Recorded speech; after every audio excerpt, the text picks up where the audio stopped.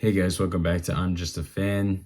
And today I had another video that I wanted to plan on making about the Cincinnati Bengals and just how they're wasting Joe Burrow's prime and doing the same thing with Jamar Chase. But that is going to have to be put on hold for the current situation that's going on with the 76ers. I'm sure most of you have seen the news by now. It came out earlier today. Joel Embiid apparently last night, following a loss to the Miami Heat, which put the Sixers at 2-11, mind you.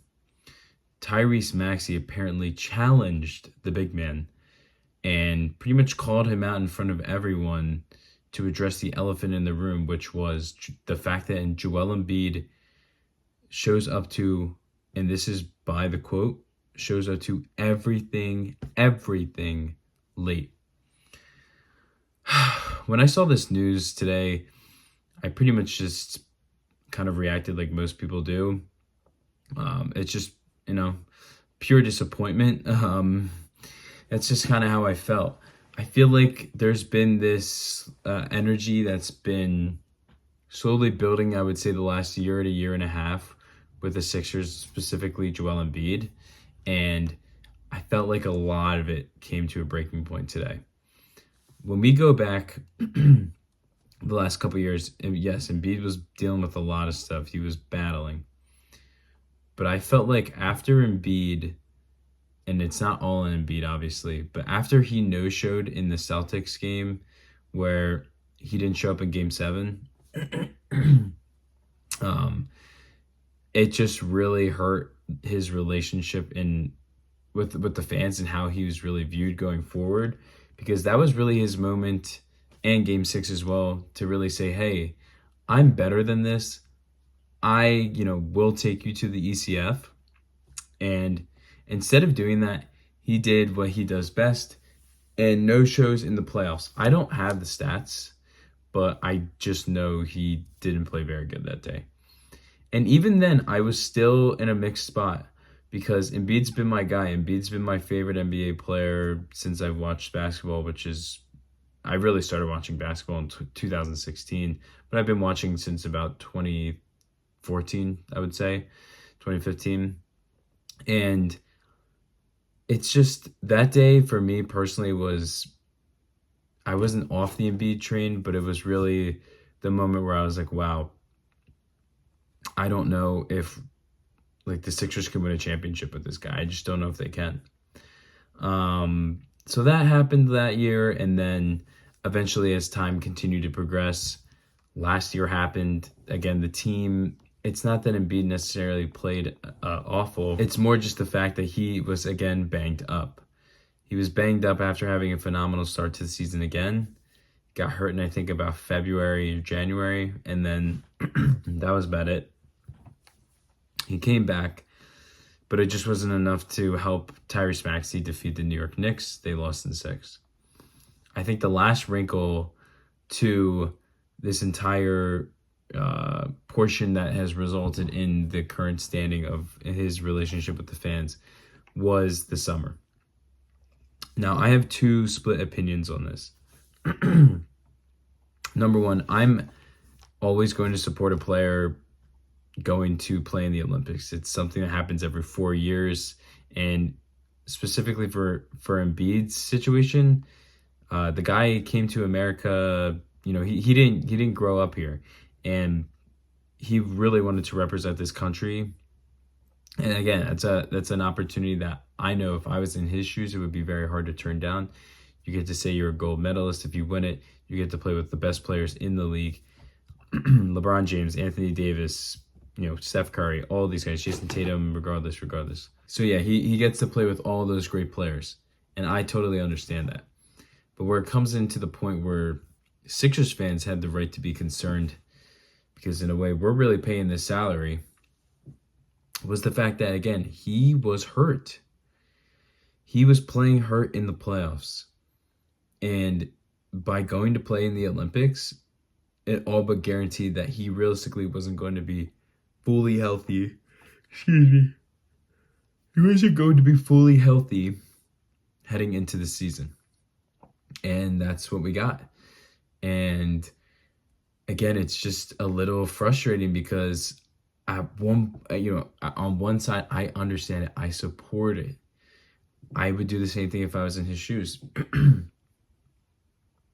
But as a Sixers fan, he can't willingly look me in the eyes and say, yeah, I have, trying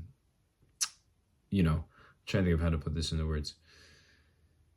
He has the best, I guess, I don't even know how I'm trying to say this. He puts the Sixers first. He doesn't.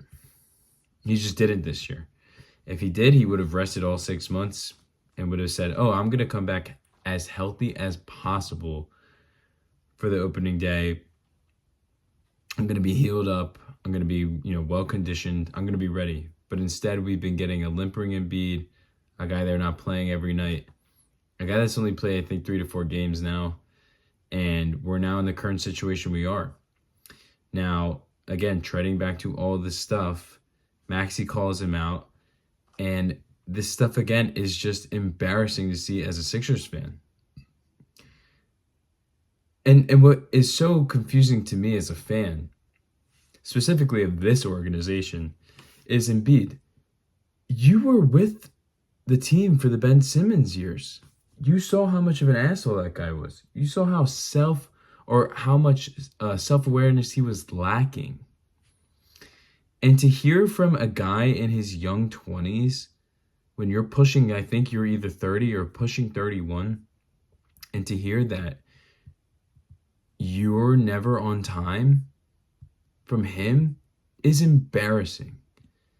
It's embarrassing. And it just makes me question Embiid overall. All these years where I wanted to defend you, and you now, you show up out of shape. People wonder if you care. At this point, I have to agree with them. How can I defend you?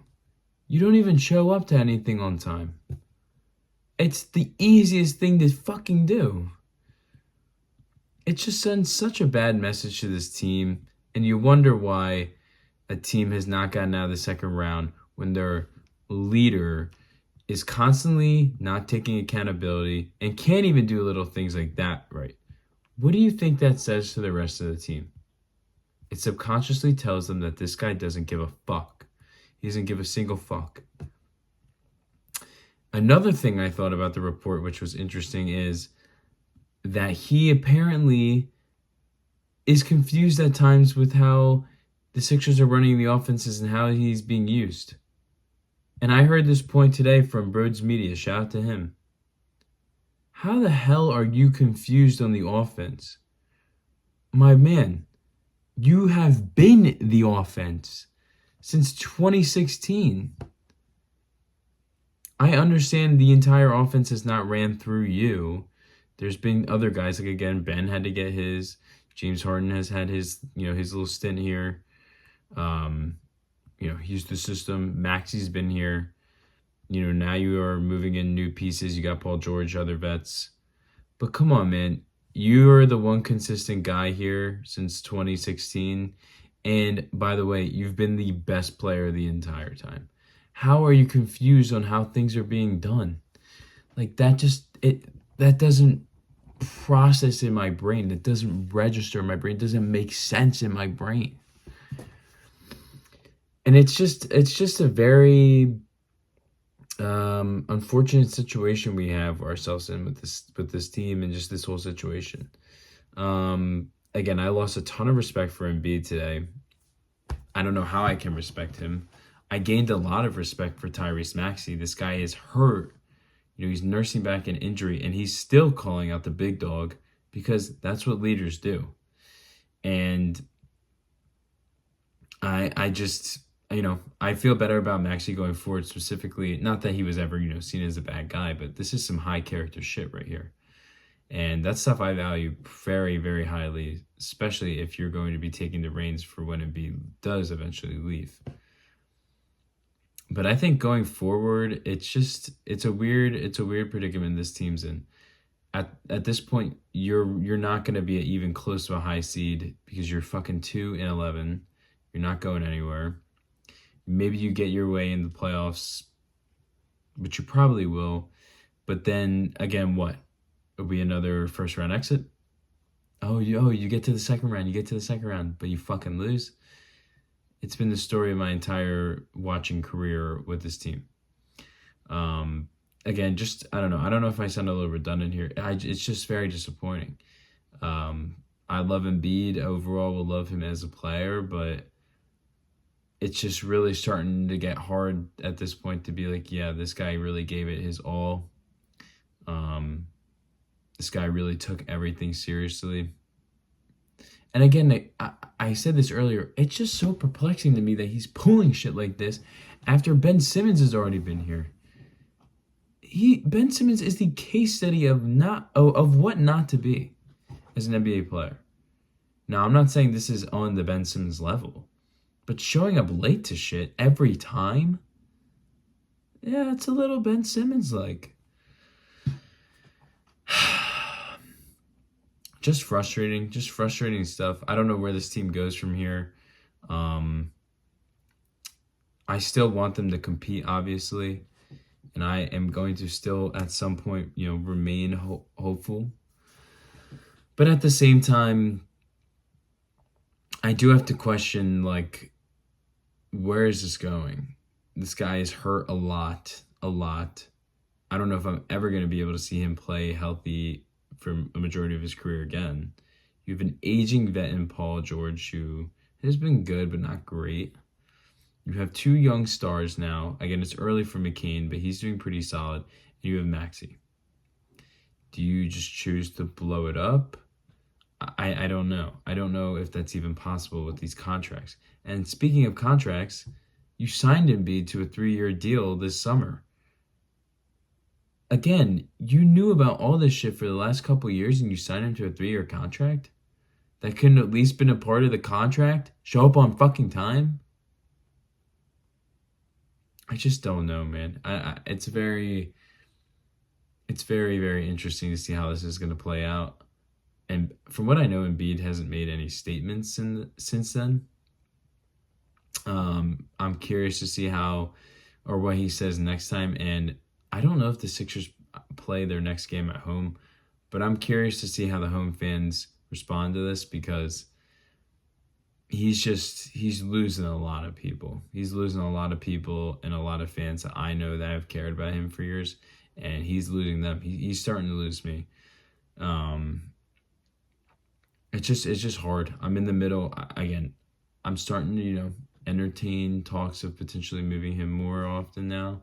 But at the same time, I'll always admit I have a soft spot for him. He's a great NBA player when healthy. But it really is, again, I know it's early in the NBA season, so don't try to freak out too much.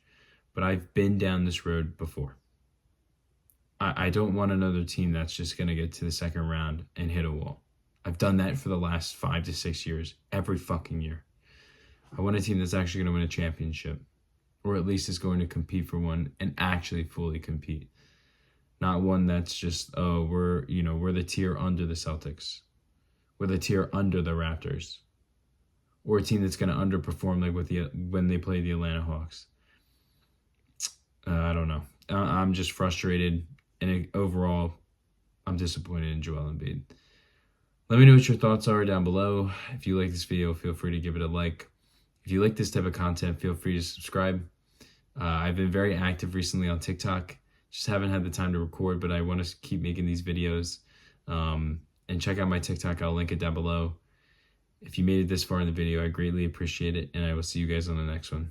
Peace, guys.